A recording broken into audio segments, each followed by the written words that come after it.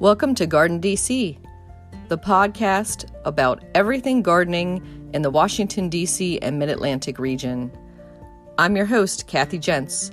I'm the editor of Washington Gardener magazine, and we're aimed at gardening enthusiasts, people who grow everything from edibles to ornamentals, natives to exotics. If it grows in our area, that's what we talk about.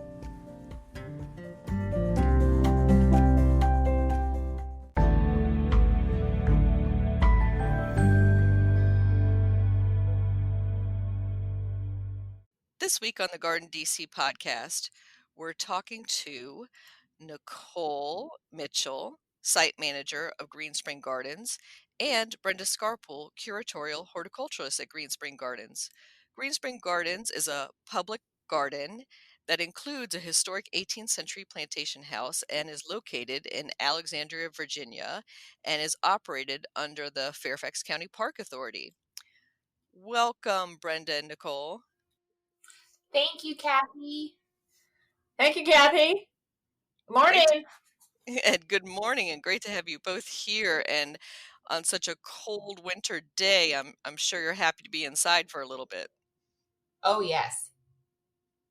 Yeah, I was out there yesterday in the wind. Nice. It's been a bit bitter lately, but things are still going on in the garden, right?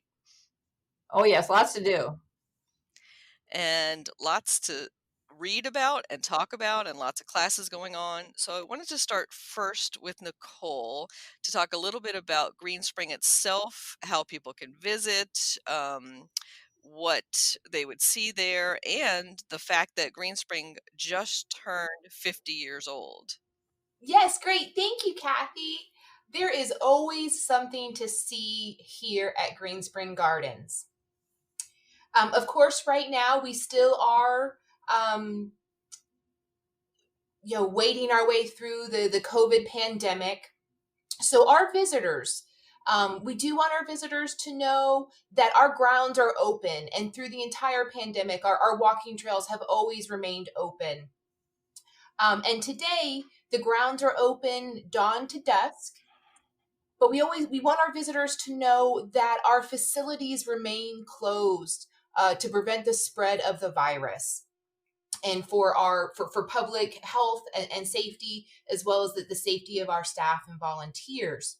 So what that means, please come visit Green Spring. The parking lot is open. The gate is opened no later than 9 o'clock in the morning. That gate stays open. We do lock that daily at 5, but again, the grounds are open dawn to dusk. And it's nice now that we are getting just an added minute or two of daylight each day. And then since our facilities are closed to the public for walk-in visitation, we actually have added a porta-john in our parking lot, so that way there is a facility for our visitors to use. That's great to know, Nicole, because I know that comes up a lot when I'm being asked by people about the local public gardens they can visit, and whether there's nearby facilities for them. And I know that Green Spring is one of the few public gardens in the area that allows leashed dogs, correct? Correct. Yes, it is. It is very rare for a public garden to be dog friendly, but here at Green Spring, we are. Fairfax County leash laws do apply, so all pets need to be on a leash. We do have a rule that they need to keep out of the garden beds, which we understand with pet owners that can sometimes be a bit tricky, but we do ask that all pets keep out of the garden beds, and of course, to pick up after your pet. We also try to share with visitors that we do not have pet waste stations. So please bring your own bag. We do have trash cans through the gardens, but we don't have a doggy supply station for our four-legged friends. So we want folks to make sure they know that they need to bring their own bag. Mm-hmm. So on your best pet manners. Yes, and actually, Kathy, I would love to also at this point share some of our garden rules. Sure. Because it's wonderful that we're dog friendly, but we do have a few other rules that can be surprising to some of our first time visitors. things, there are no bicycles allowed in the gardens. Our pathways are strictly for pedestrians. Also, things like balls, kites, other, just kind of athletic equipment is also not allowed at Greenspring. Being a public garden, we do everything we can to protect our natural as well as cultural resources here at Greenspring. And the number one natural resource we have is our plant collection. Our plant collection is actually an accredited museum. Greenspring is accredited by the American Alliance of Museums, and what is accredited is the collection of our plants. So often when you think of a museum accreditation and collection, you think of artifacts, and certainly that is terrific. And here at Greenspring, we're very proud that our plants are part of that collection that's accredited. So we do try to make sure that our pets are not trampling them when they don't mean to, that what was supposed to be a friendly game of ball doesn't end up in the garden bed. So we have these rules in place to make sure that we are protecting our resource here at Greenspring, and that the number one resource is our beautiful plants. Those are great reminders, Nicole, not just for Greenspring, but for all public gardens or botanical gardens you might be visiting, because a lot of people think of them as just an extension, say, of the park system or, their local park, and don't think of them as a plant museum, as you say. Yes, and it's interesting because we are not that type of park. When we speak to visitors about this, we always try to make sure that that they understand the reasons behind the rules, but we also try to share with them the other nearby parks. Fairfax County Park Authority has more than 400 parks in Fairfax County, from large district parks to your small neighborhood parks to resource centers like Greenspring, one of our resource-rich sites. And so there are definitely many parks that are close by to Greenspring where you can go with your balls and your bikes, but that's not the type of park we are. And it is always heartbreaking as the manager, and I know our staff that regularly reinforce rules, that needs to approach a family that wanted to come to the park for a day and play ball. So we always love talking to visitors, and again, that chance to educate folks about our rules. And so we encourage you, if you're planning a trip to Greenspring, check out that rules. We do have public garden etiquette on our website. That's a wonderful resource because we want everyone to have a wonderful experience at Greenspring. And whether if that's your first time or your 1,001st time, we want everyone to enjoy this truly very special place that we have here in Alexandria. And thanks for those reminders. And that's so true that Northern Virginia and the DC area in general are blessed with so many public parks and green spaces for our local citizens to use. And some of them, might have a little bit different usage and rules around them, to check those out before you visit. So, a little bit about Greenspring itself. So, you turned 50 last year, but that's not the total age of the property, correct? Oh, goodness, no. The property goes back centuries. And actually, the historic house, which is still standing today, and is, we look forward to having it reopen for walk-in visitation. Again, right now, closed for the walk-in visitation. But the historic house has actually been dated through dendrochronology back to 1784. We know at that time it was owned by the Moss family, and they had a 500-acre farm here at Greenspring. And so the 50th anniversary is actually the anniversary of when the last private owners, Michael and Belinda Straight, donated that house, as well as the original 18 acres of the gardens, to Fairfax County Park Authority. That happened on October 26, 1970. So in 2020, it was our golden anniversary. We were celebrating 50 years of Green Spring Gardens being a park with Fairfax County Park Authority, and the wonderful gift made by Michael and Belinda Strait.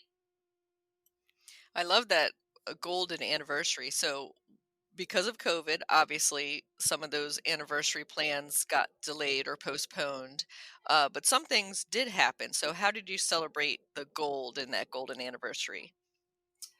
Yes, I feel like 2020 was a big year, and lots of organizations, the Park Authority included, had milestone anniversaries. The Park Authority is also celebrating its 70th anniversary, that were either kind of postponed, put on hold, rescheduled. And I'm very glad to say that how we were able to celebrate the 50th. We wanted to celebrate this golden anniversary all year long. So we did start last January with different programs. We had tea programs. We have a wonderful historian over at the Historic House, Debbie Wall. She's a terrific interpreter, just a wonderful programmer. And so we were able to do a few programs early in 2020 before the shutdown that were all themed around the anniversary, celebrating our history. And then a lot of the programs, because then of COVID and the ways that we were shut down, a lot of things did have to be postponed and rescheduled. But we are back to programming here at the Park Authority in Green Spring. And so a lot of the celebration continues. And I think this is what I'm going to call is the silver lining of the pandemic, is that we're going to be able to celebrate this huge milestone anniversary for 2 years in a row. So I'm going to take that as a silver lining and something to celebrate. The big way, I would say the number one way that we want to celebrate, and it's really a way that we want to commemorate this special anniversary, is through our Moongate Garden project. We are so excited to have announced this project. We want to install a moongate here at Green Spring. We love the idea of a moongate for many reasons. From their beginnings in ancient China and how they spread now through the world. Moongates are a beautiful element in many public gardens and many botanical gardens, not only here in the United States, but across the world, and also too in private gardens and in private estates. And they're so varied in design. We just love the versatility, the diversity that you see in moongates. And so we knew we wanted one. And researching this idea of, okay, this would be a wonderful garden element to add to Green Spring. We know that our visitors would go crazy for it. It's going to provide a beautiful backdrop for photography, an opportunity for events. We have our white gazebo, we have the pond gazebo. We envision this as another wonderful place that folks can have for small and intimate ceremonies.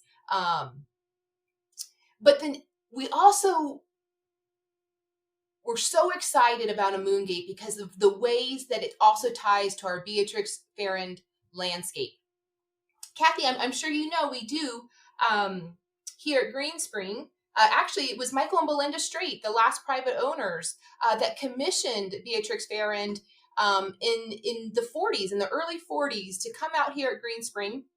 It's why she was also finishing up her work at Dumbarton Oaks, that she was able to come out here and design the historic landscape that we have here at Green Spring. Mm-hmm. The landscape has been restored by the Garden Club of Virginia. It is beautiful with a boxwood hedge. There's a crescent-shaped wall. That wall is a mix of granite stone as well as rose quartz. And Beatrix Farrand, even though she did not design a moongate here at Green Spring, she did design one for the Rockefellers up at their garden in Seal Arbor, Maine. So we knew it was also something that was part of her design palette, even though we didn't see it here from her at Greenspring. So we love the idea of a moon gate, adding that element to our public garden, the ties to Beatrix. We want the structure itself to reflect that historic landscape that Beatrix Ferran designed for Michael and Belinda Straight. So a mix of stone and other kind of traditional elements of a moon gate mixed with a little metal. Again, it is our 50th anniversary. So we just love this idea of the way that it celebrates our past, our first 50 years, and how it can represent the future with our next 50 years. We love the symbolism that moon gates have in gardens for safe entry, good blessings for known as people walk through them. We love the idea of the place of what they do for a garden of providing sanctuary and a place of quiet contemplation for painters, a place to read, a place to picnic.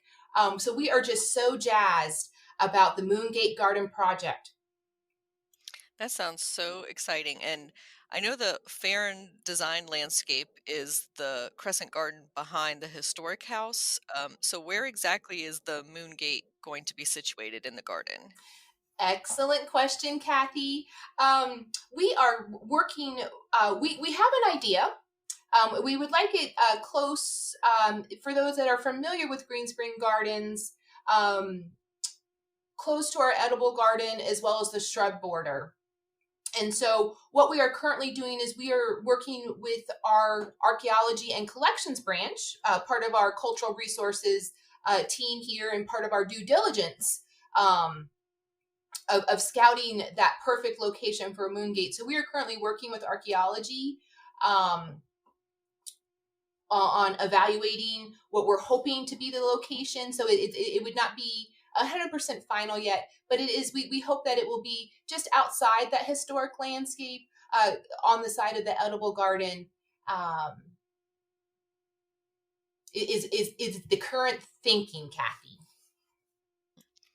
Can't wait to see that.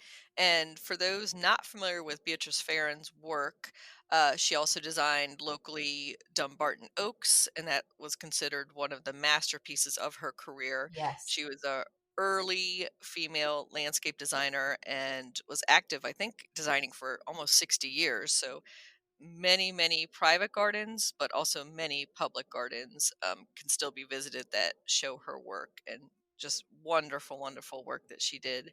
She was a trailblazer as a female landscape architect for sure. And it is my understanding that I do believe that in the Commonwealth of Virginia, Greenspring represents her only commission in the Commonwealth. And I think that we remain one of the few intact Beatrix Farron landscapes.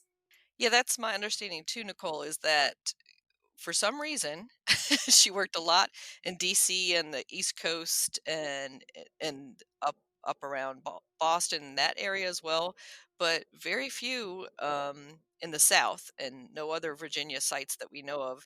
And of course, a lot of them have been lost to time, changes in ownership.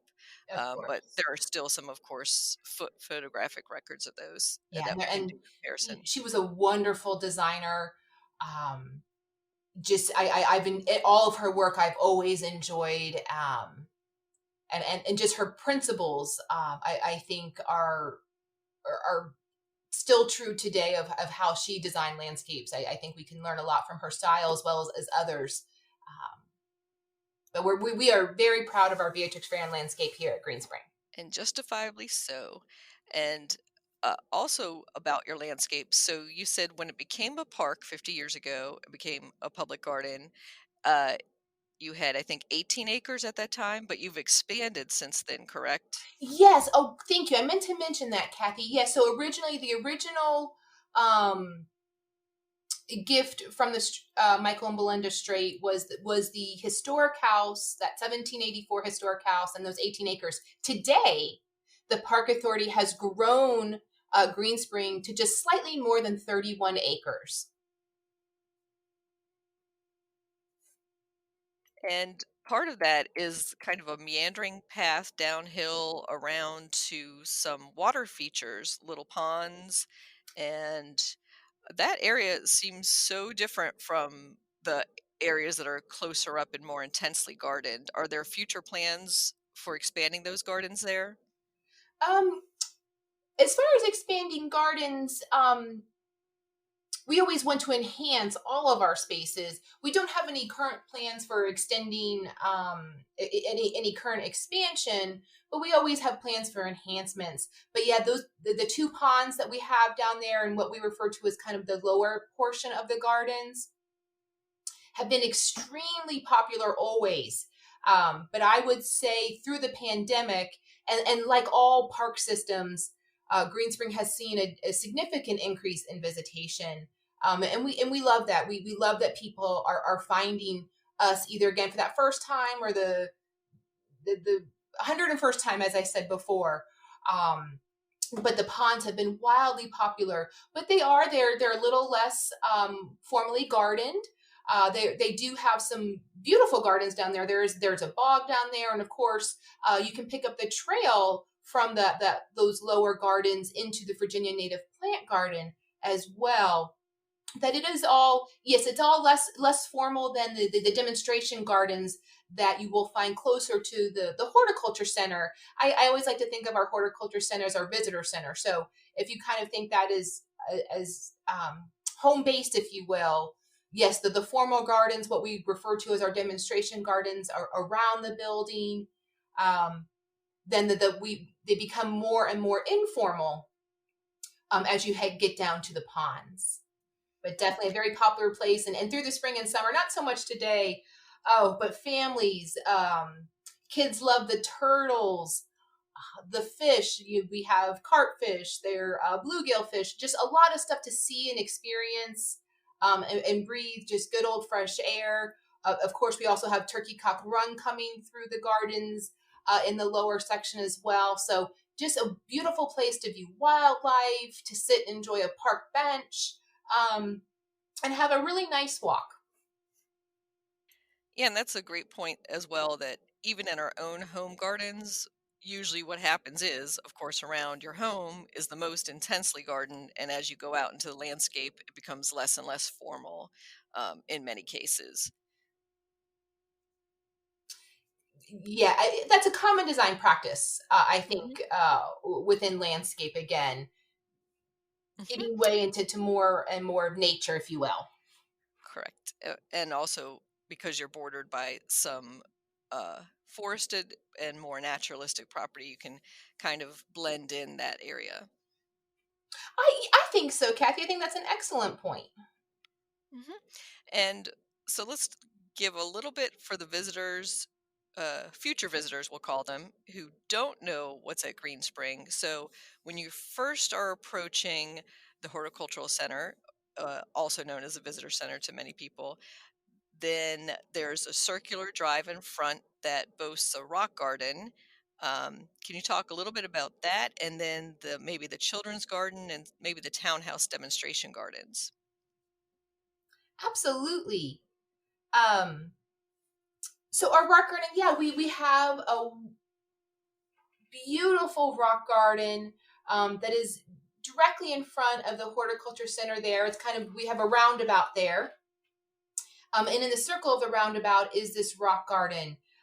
And Brenda, you were here when it was installed. It was originally installed by Don Humphreys. Brenda, do you remember the year? He started working on it approximately in 1985, 1986. Probably mostly starting in 1986. Great, and it hosts different alpine plants, and we were very fortunate and excited a few years ago that we added an additional crevice garden to that rock garden. Um, that was exciting for us. We actually Green Spring received a grant from NARGS, the North American Rock Garden Society, for the addition of that crevice garden. And it's just fun. It's obviously a totally different way to garden in there. Brenda can speak more to the different style of plants in there, but certainly it's popular with our photographers, with visitors. There's small walking paths in there that you can go in and see the different gardens that we have there, because obviously with the rock garden, the scale of the rock garden, the plants in there is a different experience than you'll see in some of our other demonstration gardens. Brenda, is there anything you wanted to add about the rock garden before we go on to the children's? Just an excellent collection of small plants. And right now we have a beautiful heath in bloom, Kramer's red heath. That's probably the showiest plant. So we have plants almost all year in bloom in the rock garden. Yeah, I wanted to say that was one of my favorite parts of visiting Green Spring Gardens is the fact that the rock garden out front always looks good all year round and is a great demonstration of how you can have something in bloom all the time. And I think at the most what you call weather stressful times of the year, maybe say February and August, that's when the rock garden seems to shine the brightest. And I must add, it's what I see from my office window. So I agree, Kathy. I think it's awesome. I love that it's got interest all year long, because I know personally I enjoy it every day, or every working day, I should say. Kathy, you also asked us about our children's garden. This has been another very popular spot. And this is a garden that we have definitely noticed a significant increase in families, multiple generations of families coming to visit the children's garden. It is curated by our Green Spring Extension Master Gardeners, and they have done a fabulous job with the design of that garden. They've really tried to appeal to the different senses. So in that garden, not only from the tactile touch of different plants, they have created a xylophone. There are little places like little huts for the kids to hide in. It's really designed for, I think, well, it can be enjoyed by all ages, please don't get me wrong. But they focus the design, and especially with some of the sensory experiences, for that early childhood visitor, that really to develop that love of exploration, of surprise, which is always cool in the garden. We love the element of surprise every time we turn the corner. But the children's garden, it's been great for families. It has its own weather station, a kid-friendly weather station in there. It's just awesome. In non-COVID times, it does also host a little free library.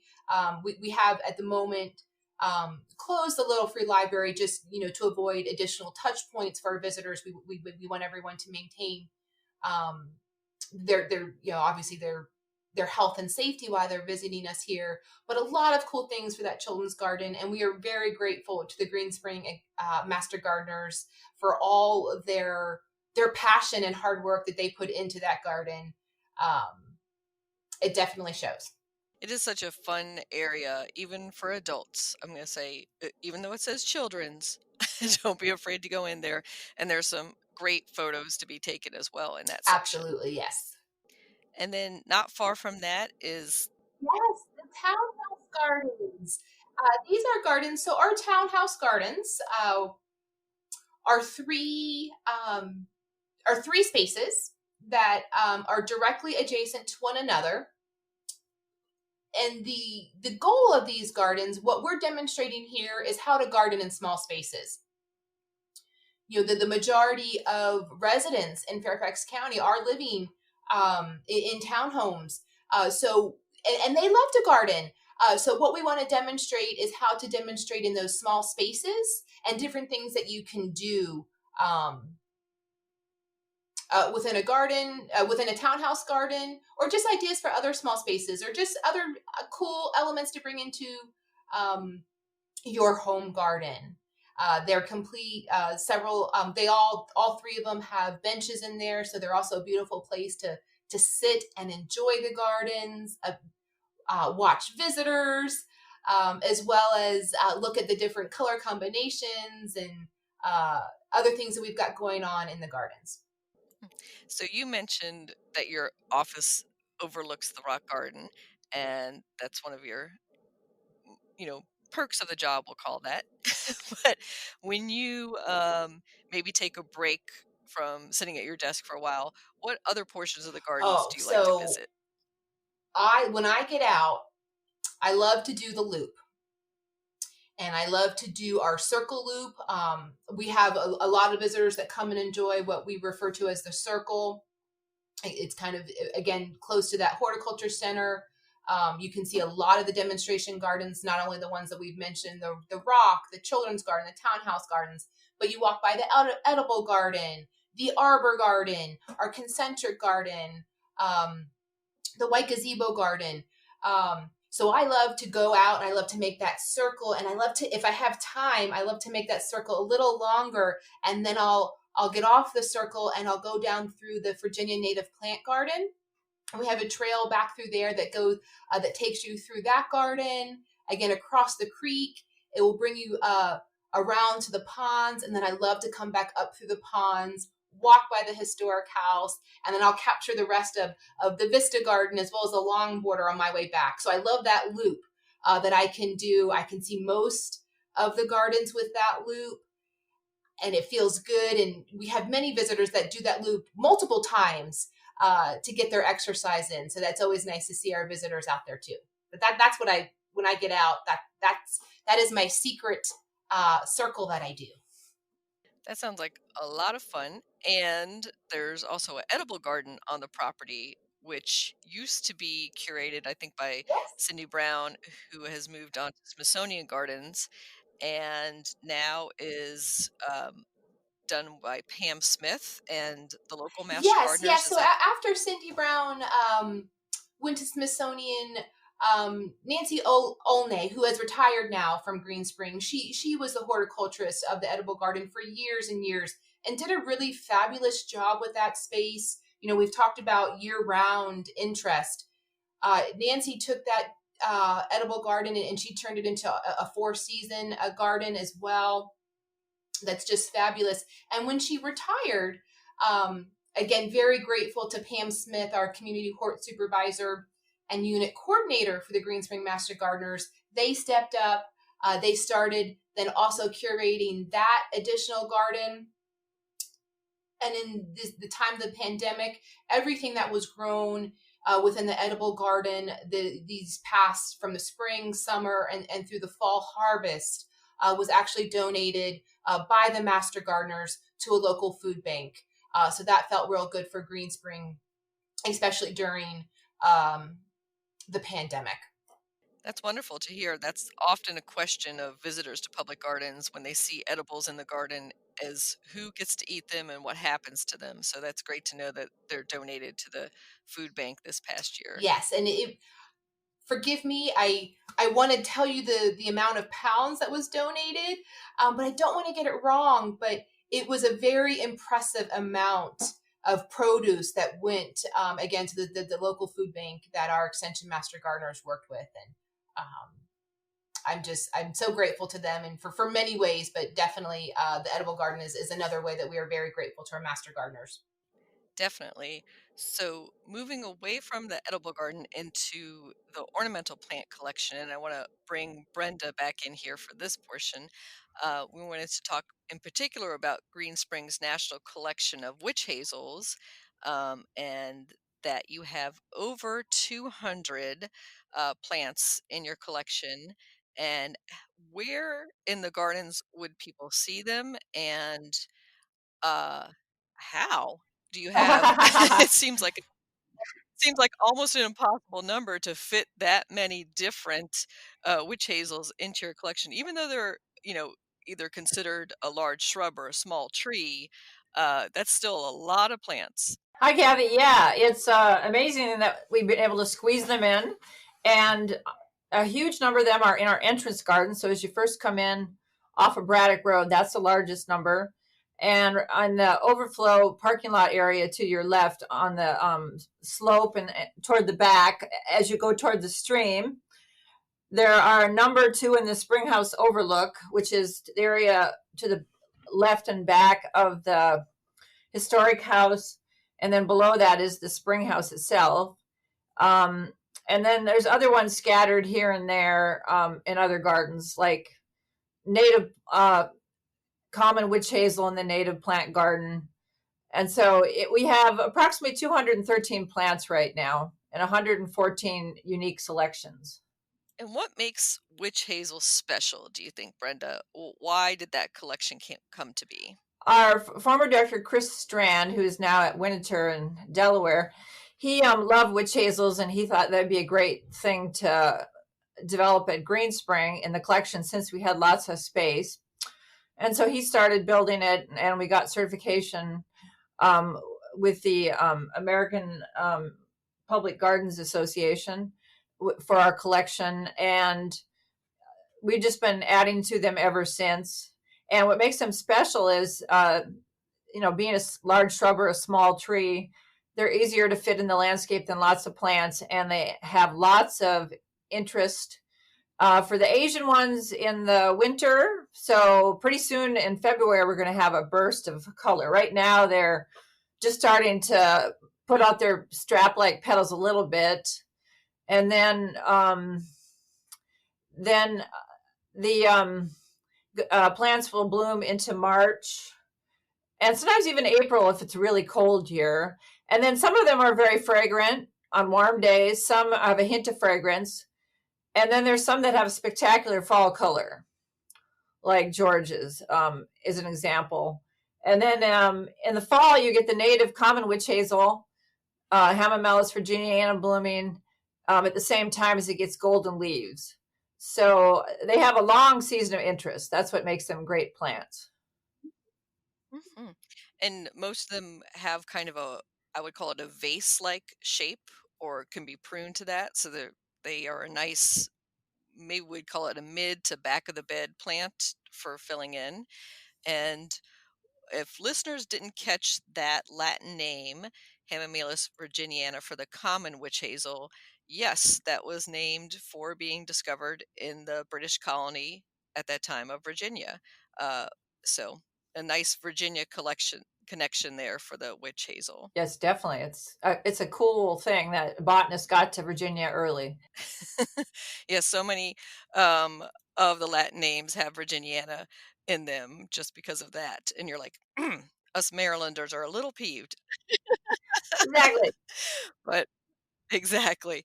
So, for the home gardener who would want to add a witch hazel or two or three to their home garden, what would you recommend for siting them?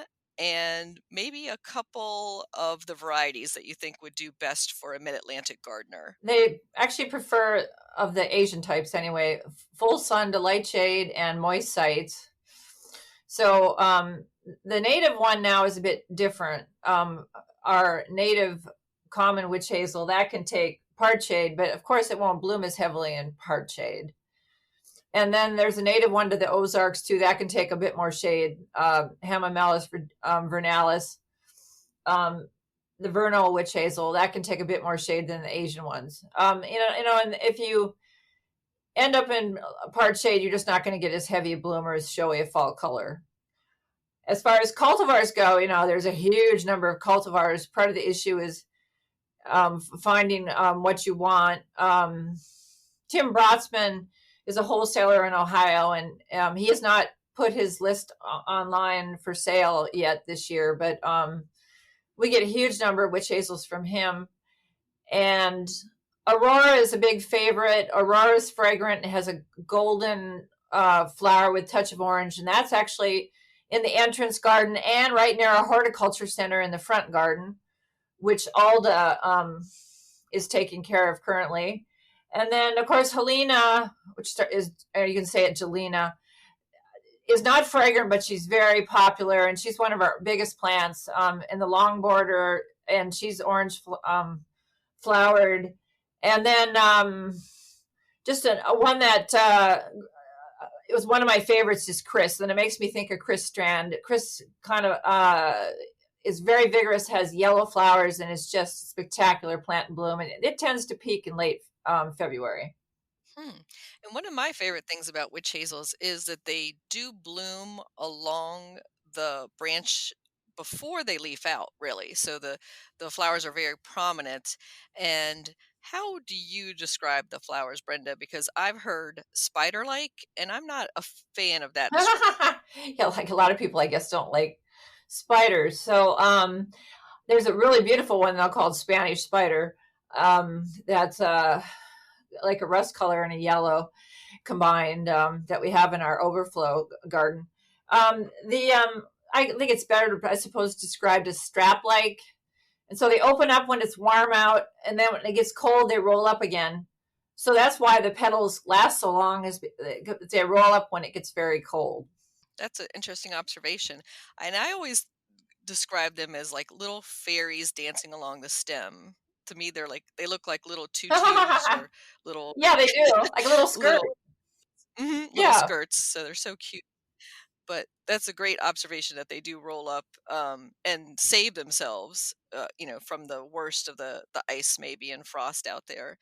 And for a range of bloom time, so from the earliest in the season to the latest, do you have any specific cultivars for that? Like, what's your earliest blooming in the Green Spring Well, some of collection? the Asian ones will start to even bloom in the fall, but it's light and it can be even a different color. Um, so that's an odd thing about them. You often get them blooming in November even. So they are totally dependent on weather. So some of the ones that bloom the earliest actually aren't the showiest. One of the earliest bloomers is a Chinese witch hazel called Wisley Supreme. And we have a young plant now. We had an older plant that was quite beautiful, but that's one of the earlier blooming ones. Um, so the hybrid witch hazels were, the Japanese witch hazel was crossed with the Chinese witch hazel. Chinese witch hazel is showier. So the Japanese ones aren't nearly as showy, but they often have gorgeous yellow fall color. So it's hard to say. So I would say buy Yeah, lots, I'm buy going to plenty. have a tour of great shrubs for the home garden on February 27th at Green Spring, which will be outdoors. So we're still conducting tours, and I'll be talking about witch hazels that day and other plants that are of interest in the garden. Like right now, we have a really beautiful Prunus mume or flowering apricot in bloom in the Springhouse Overlook. It's called Big Joe. It's got white flowers and it's holding up pretty well in the cold. So I don't know what mechanism they use, to keep those white flowers so beautiful, but it's spectacular right now. And for witch hazel care, um, do you fertilize and how much do you prune, if at all? I do not fertilize hardly anything except for indoors, when you're growing things in pots, to tell you the truth, or, some vegetables occasionally when I first put them out. And pruning only as needed, only light pruning. You do need a lot of suckers removed because the hybrid witch hazels are typically grafted. And Tim Brotzman is an expert on that. Tim's actually giving a podcast or a webinar on February 25th at 3 p.m. for the International Plant Propagators Group or Society. And so I'm excited to hear what Tim has to say about it. But the you do have to remove suckers a couple times a year on those. The native common witch hazel, you don't care if it suckers or not. It's up to you. If it bothers you, take them out. If it doesn't bother you, just leave them. They're on their own roots usually when they root them as cuttings or they grow them from seed. And then the Hamamelis vernalis or the vernal witch hazel, it also can root on its own, grow on its own roots, and it doesn't need to be grafted. So you can take the suckers off those if you want, if you think it looks better. If you don't care, you can leave them. So the hybrid witch hazels do take a little more maintenance. And for removing those suckers, do you just cut them off at the ground Yeah, you level? just cut them off at the ground level. And speaking of at the ground level, there is usually plenty of root space around a witch hazel to do other plantings. So it's a nice plant for a small space garden. And do you have any recommendations for ground covers or fillers to put below a witch hazel that maybe either reflect some of the colors in it or are just nice companion plants? We like to use the witch hazels obviously together because there's red, golden, orange, yellow forms. So they play off each other well. And we also plant lots of small bulbs and hellebores around them. And so those plants do really well with them. So some of the small bulbs we plant are some of the early blooming daffodils, Scilla, for example. February gold is a great daffodil with them. And I can imagine that from that collection, maybe other collections are being added at Green Spring. Or do you have any other specialty plant collections to share? Yeah, we have lots of hellebore selections that we've planted over the years, and pine knot, Dick at Pine Knot Nursery, we get a lot from Dick and from other sources too, local nurseries. And of course, we have a huge collection in general of woody plants over the years throughout all the gardens. And the Virginia Native Plant Garden, of course, is an outstanding collection with the help of the Virginia Native Plant Society funding intern for many years, and not last year, but most years. And also they help pay for lots of things in the initial period when the garden was first put in, starting in 1990. So we have a range of collections ranging from, edibles you can grow yourself and that are more formal. And then we go all the way into more naturalistic collections like the Virginia Native Plant Garden. And I particularly love, if I could say which my favorite three gardens are, I guess, that I take care of, would be the entrance garden, the arbor garden below the house, because that's like a giant cottage garden, and the Virginia Native Plant Garden. But I love all the gardens. Yeah, I was going to say that might be like picking yeah, exactly. child. And we love, of course, the arbor garden right at the moment, because we have a rufous hummingbird that has come in from the west and overwintering there, a female. And she probably came in because of the Major Wheeler trumpet honeysuckle. So as far as our plant records go, we have I think it's over 12,000 entries in our records. So we have a huge collection of plants, all the way from tender plants to hardy plants. So that Rufus hummingbird is just hanging out by himself in the garden? Yeah, and we have a feeder there with sugar water, which our front desk staffer Lisa's taking care of and replacing the with sugar syrup weekly. And then we have a heater on another one in the gazebo garden, and then we have a decorative one right by the horticulture center. I can imagine that area birders are coming in. Oh yeah, they're very excited about it. And then this past year, they were very excited about the Mississippi kite. There's a Mississippi kite now that's nesting in the golf course, and that comes a lot into the overflow garden that I've seen. All of a sudden, that beautiful hawk will come flying into the raptor will come flying into the overflow too. So it's wonderful to see. So we have lots of birds at Green Spring, lots of wildlife, lots of bees, and you see deer, fox, turtles. People come a lot for the wildlife. And bringing Nicole back into the conversation, there are a few other features of Green Spring that we haven't mentioned yet, and that would include the plant shop. Yes, thank you, Kathy, and thank you, Brenda. Always love hearing more details about our collection. Yes, so we have our very own plant shop, formerly known as the Golden Gate Plant Shop. The Garden Gate Plant Shop. And so it is closed for the season. We will reopen the plant shop in April. With everything unknown right now with the virus and how the vaccine the rollout of vaccines and getting folks vaccinated, we have made the decision in April we will be curbside.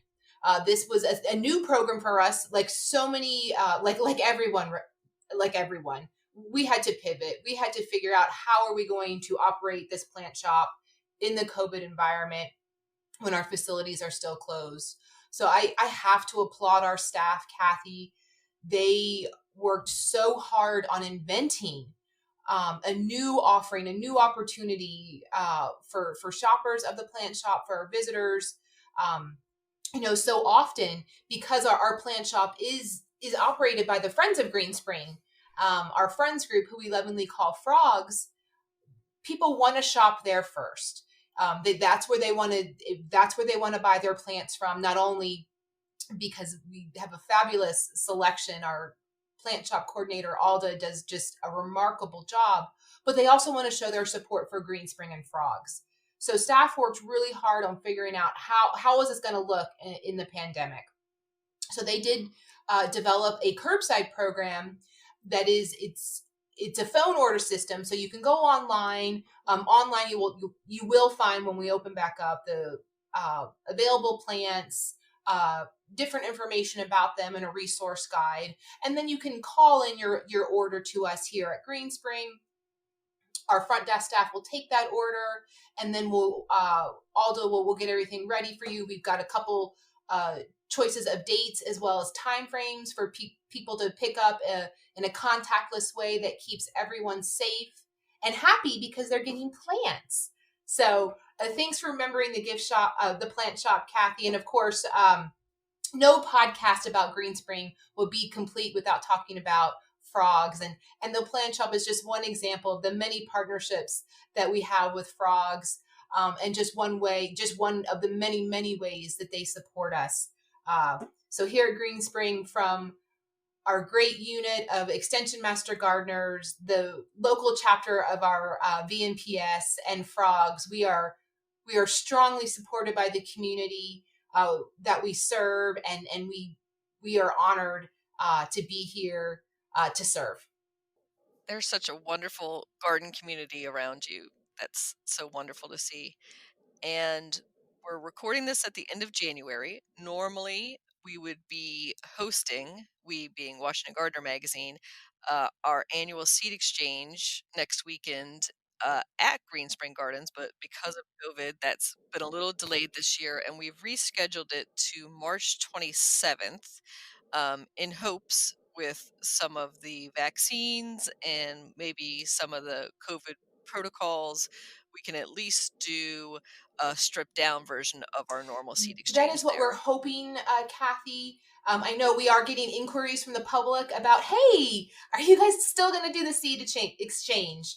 Of course, whatever we do, and will always be CDC compliant. We'll follow all guidance coming from CDC, our local health department here in Fairfax, and of course, with Fairfax County Park Authority, with the number one priority of keeping the public and our community safe. So we do look forward to that program. It will probably look a little different this year than it has in past years, but we can't wait for the 2021 seed exchange. Definitely. And we'll keep our listeners updated on that. And you can also find more details at seedswap.com as we get them in. And for our listeners who want to visit Green Spring Gardens, I wanted to point out Green Spring, Yes. singular, Gardens with an S, because we often hear it said Green Springs, plural. So on the internet, our URL is www.fairfaxcounty.gov/parks/green-spring. And so from our website, you can find information about our programs, not only the upcoming seed exchange with the Washington Gardener, but other information on winter lecture series. We do have 2 lectures left this Sunday, January 31st. It will be 8 essential tips for the deer-resistant garden with Karen Chapman. And then later in February, we will have Doug Tallamy come on February 21st and talk about nature's best hope. So you can find information about the seed exchange, these programs, and others from that website. And of course, we welcome phone calls. You can always call us at 703-642-5173. I'll say that once more, 703-642-5173, with any questions about an upcoming visit or program, or share an idea that you have with our staff. We'd love to hear from you. we want to see you here. And for upcoming programs, Brenda had mentioned her outdoor walking tour on February 27th, and that's a Saturday, I believe. Yes. So and again, we are trying to do as much as possible outdoors these days. We definitely have found that a lot of people are comfortable, again, being outside with social distancing guidelines and wearing masks. We do find that our outdoor programs have been relevant and I think needed. I think there's a lot of folks that are ready to do something outside, and we look forward to seeing you guys here. Well, thank you, and thank you, Nicole. Thank you, Brenda, for joining us on the podcast this week. We are looking forward to seeing those witch hazels in bloom soon. And the snow dusting them. That'll be some pretty pictures. Yeah. Yeah, so bring your smartphone and bring your actually nice camera, which maybe be collecting dust right now on a shelf. And if they're going to post those photos on social media, I think you want them to use the hashtag Green Spring Gardens. Correct? Great. And I know you have active social media accounts on Instagram and Facebook, so you can follow even if you can't get to the garden yourself to see what is of interest and what's in bloom right now in season. Yes, hashtag Fairfax Parks. Kathy, thank you so much. Brenda, thank you. Thank you both.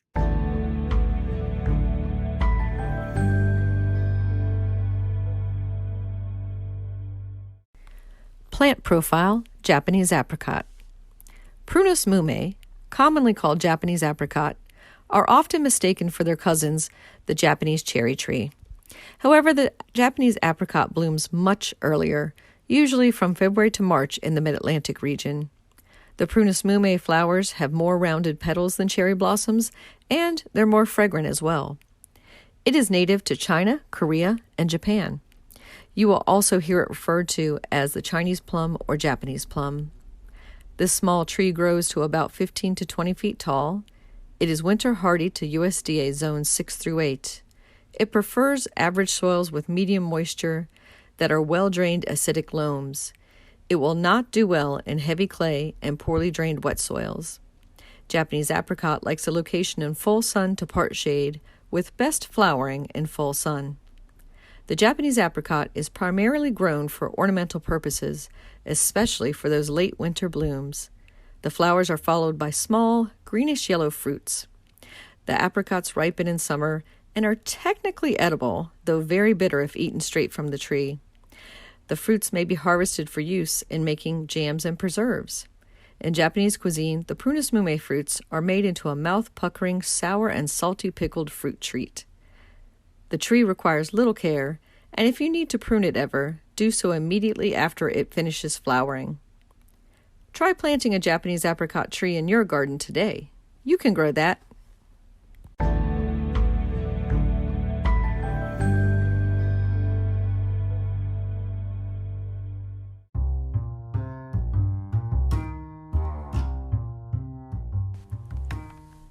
Politics and gardening. German writer Thomas Mann famously said, "Everything is politics." Up until this last election cycle, I would have disagreed with him and argued that gardening is the one area that we can keep free of partisan issues. Many of us turn to the garden to get away from such concerns and to find some inner peace. Yet, I find politics coming up in the gardening world in a myriad of surprising ways recently. In Washington Gardener magazine, I have always strived to follow my professional journalism training and to stay neutral. No matter who occupied the White House, we still covered what went on in the gardens and grounds. I found, though, that any mention of those 18 acres of land invited blowback from both sides of the political spectrum. Does it have to be this way? It is such a divisive world now that it seems any mention of a topic as previously neutral as discussing ways of fencing deer out of one's garden can erupt into an online flame war. Maybe we can all take a breather and go out to pull a few weeds before we participate in such volatile threads. Then there's the matter of whether the political beliefs of those we purchase gardening products is our business to know, or not. If you knew the owners of a seed company donated to a certain presidential campaign, would you stop buying from them? What if the owners of a famous plant nursery published a catalog featuring right-wing conspiracy theories on its cover? Would that matter to you? I don't have all the answers, and I think all of us have to make those decisions based on our own belief systems. I think I'll spend some time this week starting seedlings, tuning out politics for my own sanity and self-care. Happy gardening, everyone.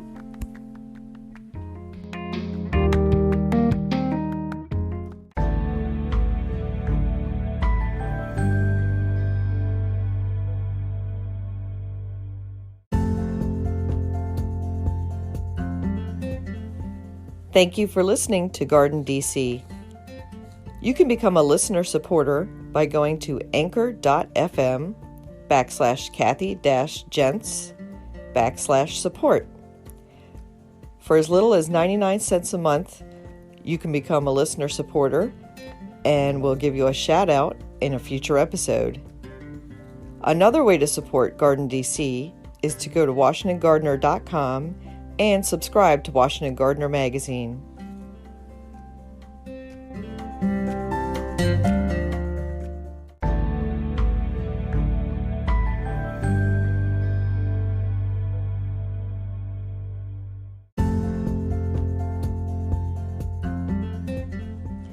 You can find Washington Gardener online at WashingtonGardener.com, on Twitter at WDC Gardener, on Instagram at WDC Gardener, and on Facebook.com at Washington Gardener Magazine.